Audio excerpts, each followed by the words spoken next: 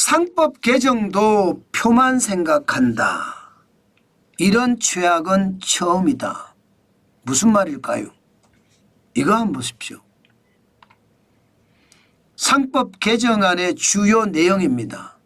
어제 국회에서 법안 심사 소위원회가 열렸는데 야당 단독으로 통과를 시켰습니다. 여기에 핵심은 이사 충실의 의무거든요. 이사 충실의 의무가 지금은 회사입니다. 그러니까 이사들은 회사의 명령을 따르면 된다는 뜻이에요. 그런데 개정안은요, 회사의 명령도 따라야 되지만 주주의 명령도 따라야 됩니다. 와, 저는 이게 어떻게 생각하면요, 충격적이라는 생각도 해요. 예, 그만큼 말입니다.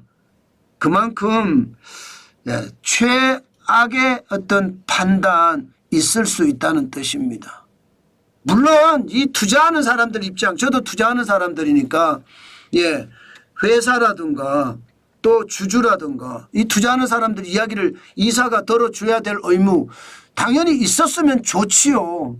그런데 투자하는 사람들이 기업이라는 게 한둘이 아니잖아요. 기업에 투자하는 사람들이 뭐 엄청나잖아요. 그러면 그 많은 주주들의 입맛을 다 맞출 수 있을까요? 제가 봐서는 다 맞추기가 굉장히 어려울 겁니다. 그렇게 되면 이사들은 어떤 일을 벌일 수 있을까요? 이사들은 결정을 못합니다. 이러다가 나 배임죄 걸려. 이러다가 나 잘못하면 주주들한테 잘려. 뭐 이런 생각을 하지 않을까요? 저는 충분히 그럴 수 있다고 생각합니다. 그런데 회사라는 게 말입니다. CEO라는 최고 경영자가 있을 거고요. 물론 CEO도 이사입니다. 그리고 실제 등기이사라고 있습니다. 등기이사. 책임을 질 수 있는 이사들이죠. 이 등기이사들이 스스로 의사결정을 못해요. 주주들의 눈치를 봐야 돼요. 그러면 어떤 일이 벌어질까요? 제가 봐서는요, 회사의 결정, 의사결정이 굉장히 늦어질 수도 있고요.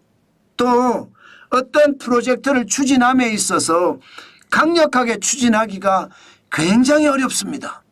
그러면 회사의 성장이 더뎌진다는 거예요. 더뎌진다. 회사의 성장이 더뎌지면 여러분 결국은 주가에는 결론적으로 손실이 날 수밖에 없습니다.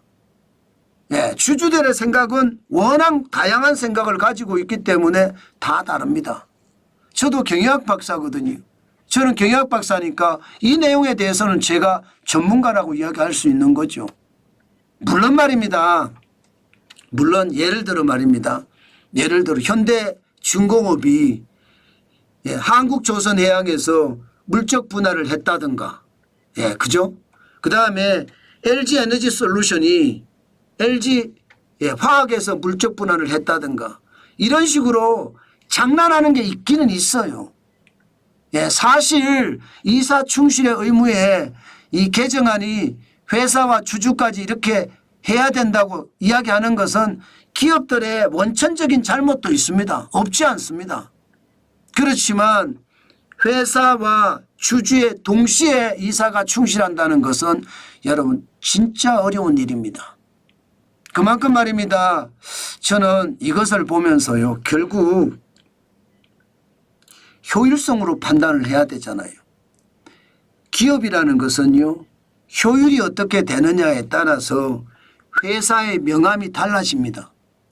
효율이 좋잖아요. 그러면 회사는 점점 성장합니다. 근데 효율이 떨어지잖아요. 그럼 회사는 점점 쪼그라듭니다.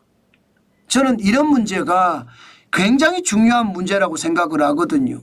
그러면 효율적 측면에서 따졌을 때 회사라는, 그죠? 회사라는 단일 체제를 두고 가는 게 맞습니다.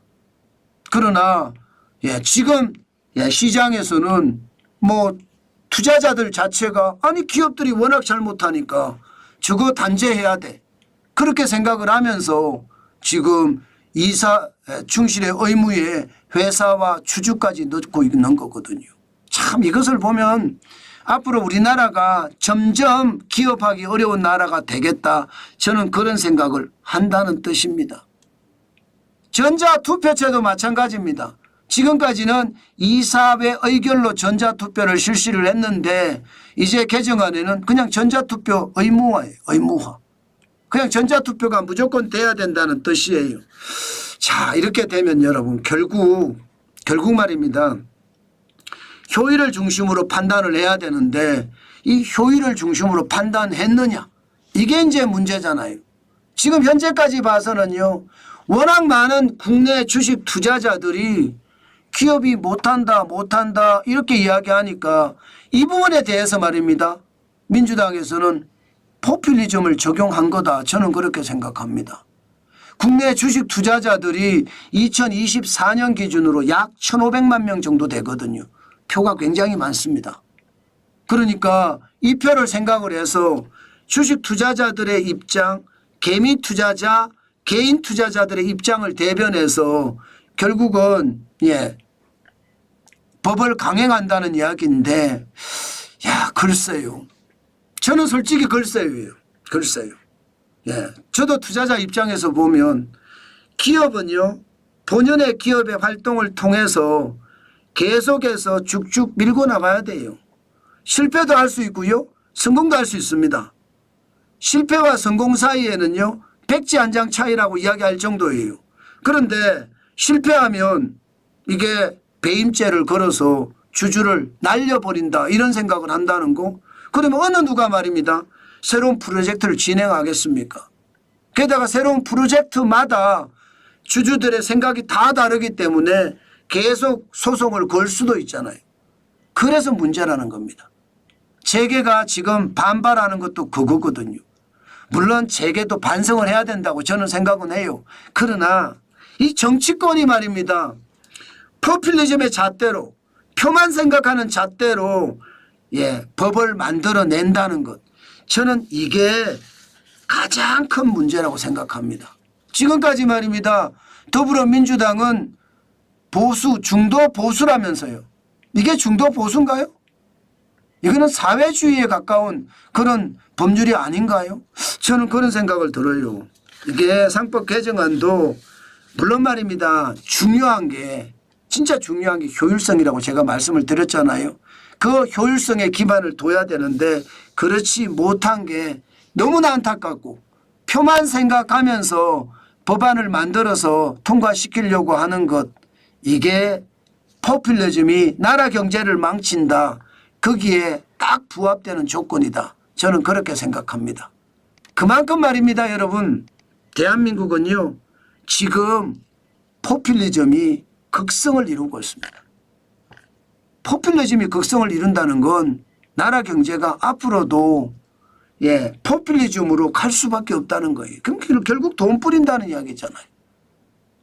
그것은 여러분 제발 대한민국이 포퓰리즘으로 갈 것이 아니라 효율 중심으로 공정, 공정이 중요하고 특히 말입니다. 경제는요. 정치인들이 관여 안 했으면 좋겠어요. 경제에 자꾸 말입니다. 정치인들이 관여하니까 이게 진짜 문제가 된다. 저는 그렇게 생각하거든요.